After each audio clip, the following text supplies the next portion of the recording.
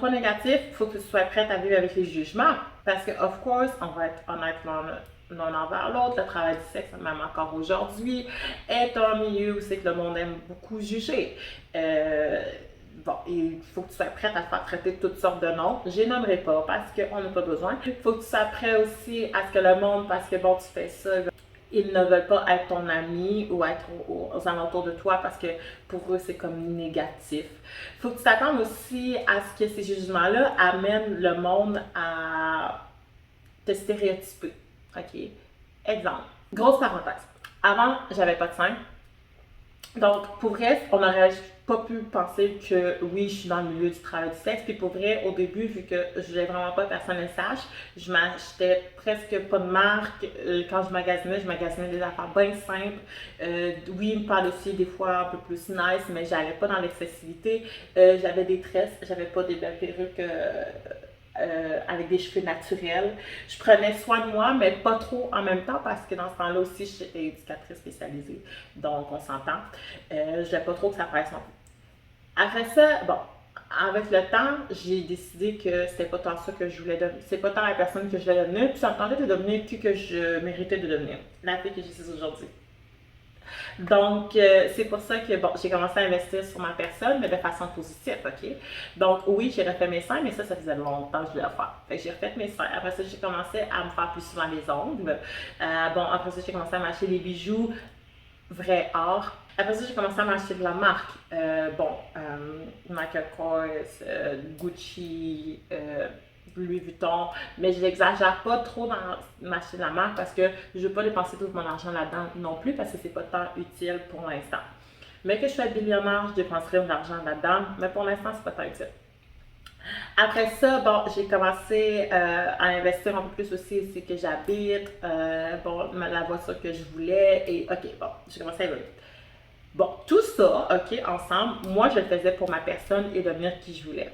Mais bon, mettons une personne extérieure qui me voit aujourd'hui, oui, ok, ça m'est souvent arrivé que, bon, je rencontrais du monde, me demandait qu'est-ce que tu fais dans la vie, là, je leur dis, je suis éducatrice spécialisée. Puis là, tu vois dans leur regard, tu es capable de lire dans le regard qui se dit, ah ouais, t'es juste éducatrice spécialisée. Ça, c'est des stéréotypes, ok? Mais c'est des stéréotypes qui, bon, oui, peuvent peut-être être appliqués à ce domaine-là. Si vous voulez, prenez-le comme ça. Mais, je veux dire, en même temps, c'est un peu insultant parce que j'aurais pu vraiment être éducatrice spécialisée, ne pas partout travailler dans le milieu du sexe, puis juste investir dans ma personne. Mais bon, fait qu'il faut que tu t'attendes à pouvoir vivre justement avec ces jugements-là, puis les stéréotypes qui viennent avec, puis ben, le regard du monde. Ça, c'est des points négatifs. Au début, pour moi, c'était lourd. Surtout, bon, quand j'ai refait mes seins, puis que j'allais me promener en ville avec, bon, mes souliers, mettons, Michael Kors, qui n'est pas si cher que ça, on va se le dire, mais en tout cas. Puis, le seul sac Louis Vuitton que j'ai. Puis là, le monde me regardait. Puis là, moi, je fais comme, oh my god, qu'est-ce qui doit se dire dans leur tête? C'est sûr qu'ils doivent penser que, bon, je suis une escorte, je suis une ci, je suis une ça, je fais ça dans la vie, je fais quelque chose de croche ou whatever. Puis pourtant, je veux dire, oui, ok, j'étais masseuse, mais ça m'enlève pas le fait que je suis une bonne personne quand même, on va se le dire. Mais juste le regard du monde, je me sentais mal. Aujourd'hui, je m'en fous. Ils me regarderont bien. Écoute, plus on me regarde, plus j'aime ça. C'est une blague. Ou peut-être pas. Ok, après ça, sinon, un autre point que je dirais, il faut que tu attendes aussi à négocier. Est-ce que c'est négatif?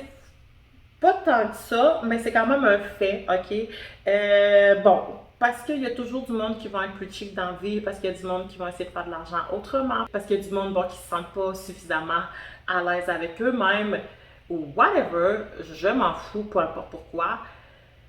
Il va toujours avoir des clients qui vont essayer de négocier en retour, ok? Puis ça, ben, c'est vraiment choquant de devoir tout le temps négocier parce que, tu sais, quand tu sais que tu vaux ça, tu veux pas négocier, ok? Si la personne va au restaurant, ok, puis que la facture coûte ça, ben, il va payer ça, that's it. Et il essaiera pas de négocier son repas, là, on va se le dire.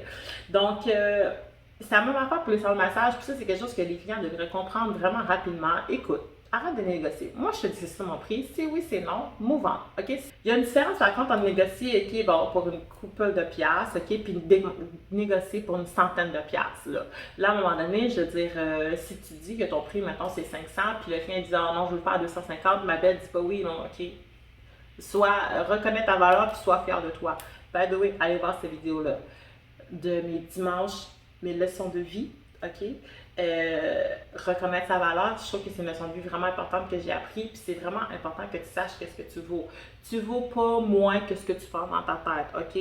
Puis ça, rends-toi là. Puis même si ta barre est là, laisse-la là ta barre, parce que c'est ça que tu vaux. Donc, anyways, ça pour dire que c'est mieux va t'amener à négocier. Ça peut être positif dans certaines situations, mais la plupart du temps, c'est assez négatif, puis c'est assez frustrant, puis ça gruge de l'énergie. Puis moi, j'ai ça pour mourir, OK? Parlant de négociation et de clients, euh, dans mon point précédent, ça m'amène aussi à dire que celui-là t'amène à dealer avec des clients imbéciles. Mais ça, je pense pas juste que c'est dans ce milieu-là. Je pense que dans n'importe quoi dans la vie, ça t'amène à dealer avec du monde un peu plus imbécile. Excusez le terme, mais c'est vrai. Ben, ce milieu-là aussi. Justement, les clients qui veulent négocier, ils peuvent être imbéciles. J'ai déjà entendu des histoires où des filles se sont fait filmer par des clients. C'est très imbécile. Des clients qui partent sans payer, c'est très, très, très imbécile. Des clients qui vont te demander de faire des affaires que t'es comme, ah, tu me niaises-tu? J'espère que c'est une blague. C'est énormément imbécile aussi. Je pourrais vous nommer une tonne de clients imbéciles dans ce domaine-là. Et oui, malheureusement, on a à dealer avec ça. Parce que autant que ça peut être positif, tu vas rencontrer du monde merveilleux dans ta vie, des clients qui vont devenir tes amis, qui vont t'aider, qui vont te dépanner quand tu as besoin de leur aide. Autant que tu vas rencontrer des stupides personnes que tu vas te dire, mais ok, j'espère que tu ne viendras jamais m'en voir parce que la prochaine fois que tu reviens, je te jure, je rentre même pas dans la salle.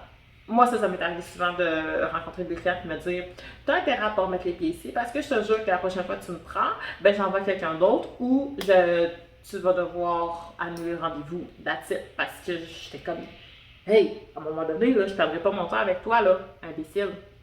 Puis je vais finir avec les deux dernières, qui selon moi n'est pas nécessairement un point négatif, mais quand même un point à prendre en considération et qui pourrait être négatif éventuellement si tu ne le prends pas de la bonne façon. Donc, euh, le sexe. Si tu te sens pas à l'aise avec le sexe, ok, forget that. Move on.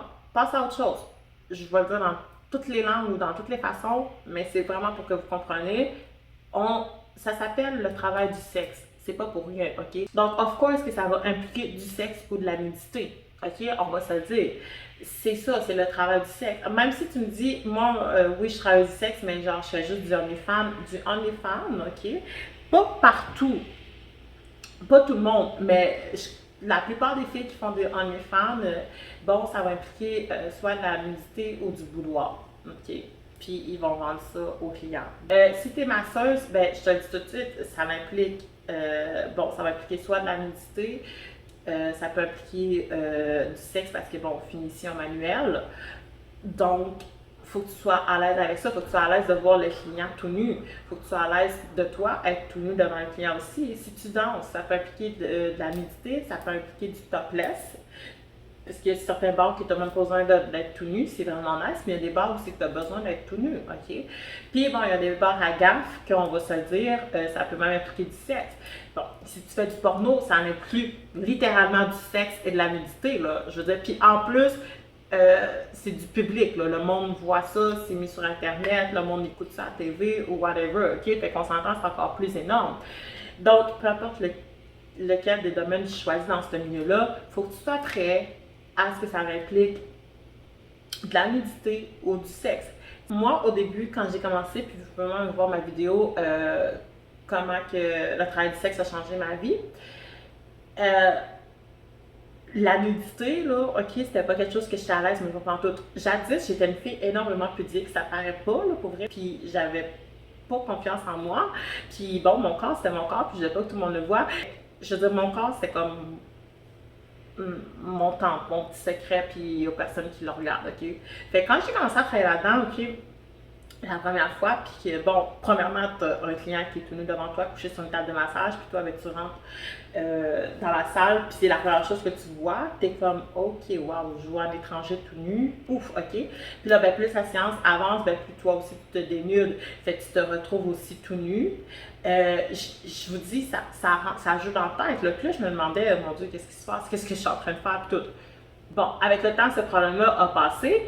Et aujourd'hui, je veux dire, je suis très à l'aise avec mon corps. Je suis même très fière de mon corps. Puis ça me dérange pas de le montrer. Puis ça me dérange pas qu'on le touche parce que, ben, à mes conditions, par contre.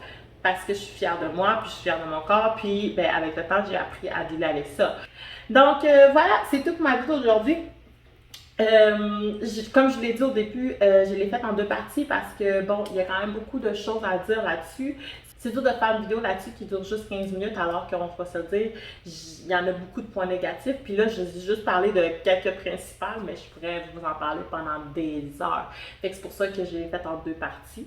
Donc, n'hésitez pas à faire un j'aime à mes deux vidéos, de vous abonner à ma chaîne si ce n'est pas déjà fait, de laisser des commentaires ou encore de me suivre sur mes réseaux sociaux. Puis, je vous dis à la prochaine parce que la prochaine vidéo, ça va être en deux parties encore sûrement, mais les points positifs que j'ai retirés de ce beau travail qui s'appelle le travail du sexe, que j'aime donc. Puis pour vrai, j'aime ça en parler en plus. Ça me libère, on dirait que ça m'enlève un poids sur les épaules. Donc, sur ce, je vous souhaite une bonne fin de journée à tous.